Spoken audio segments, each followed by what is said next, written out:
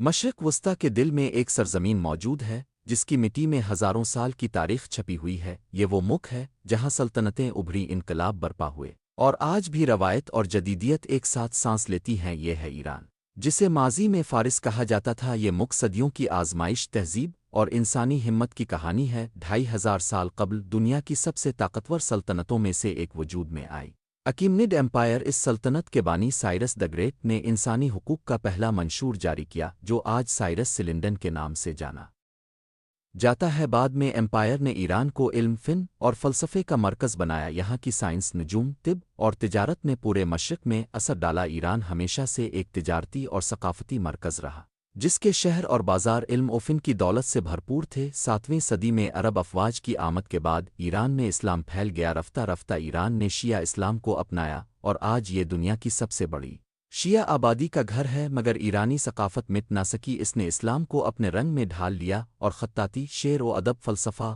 اور علوم دینی میں منفرد امتزاج پیدا کیا۔ ایران صرف سیاست جنگ کی سرزمین نہیں، یہ شاعری اور ادب کی دنیا میں بھی ممتاز ہے۔ رومی حافظ اور نے ایرانی روح کو الفاظ میں زندہ کیا۔ فردوسی کی ایران کی قومی شناخت کا ستون ہے۔ شاعری یہاں صرف کتابوں میں نہیں بلکہ روزمرہ زندگی اور ثقافت کا حصہ ہے۔ 20ویں صدی میں ایران میں بڑی تبدیلیاں آئیں۔ رضا شاہ پہلوی نے ملک کو جدید بنانے کی کوشش کی۔ ریلوے، یونیورسٹیاں اور مغربی طرز زندگی متعارف کرائے گئے۔ بعد میں محمد رضا پہلوی کے دور میں مغربی اثرات اور عوامی روایات میں ٹکراؤ بڑھا، جس سے سیاسی بے چینی پیدا ہوئی۔ 1979 میں ایک ایسا انقلاب آیا جس نے دنیا کی سیاست بدل دی۔ قیادت کی روح حالہ خمینی نے شاہ کو ملک چھوڑنا پڑا۔ ایران ایک اسلامی جمہوریہ بن گیا، نیا آئین نافذ ہوا اور مذہبی نظام قائم ہوا۔ انقلاب نے نہ صرف سیاست بلکہ معاشرت اور روزمرہ زندگی پر بھی گہرا اثر ڈالا۔ 1980 میں عراق نے ایران پر حملہ کیا۔ 8 سالہ جنگ میں لاکھوں افراد شہید ہوئے،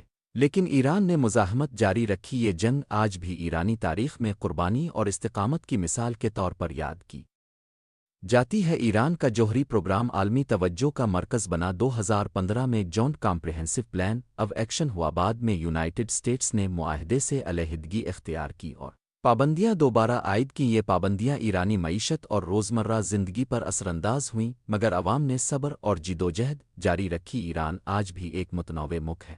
دارالحکومت تہران ایک جدید شہر ہے، مگر اصفہان، شیراز اور مشہد جیسے تاریخی شہر اپنی ثقافتی روح برقرار رکھتے ہیں۔ ایرانی نوجوان ٹیکنالوجی، سوشل میڈیا اور عالمی دنیا کے ساتھ جڑنے کی کوشش کر رہے ہیں۔ قدرتی مناظر، پہاڑ، صحرا اور دریاؤں کی وسعتیں ایران کی زندگی میں سکون اور جمالیات کا حصہ ہیں۔ ایران ایک تضاد ہے، ماضی کی عظمت، انقلاب کی گونج، پابندیوں کا بوجھ اور نوجوان نسل کی امید۔ یہ ملک صدیوں سے آزمائشوں سے گزرتا رہا، مگر ہر بار ایک نئی صبح کے ساتھ ابھرا ہے۔ ایران صرف ایک ملک نہیں، یہ ایک داستان ہے۔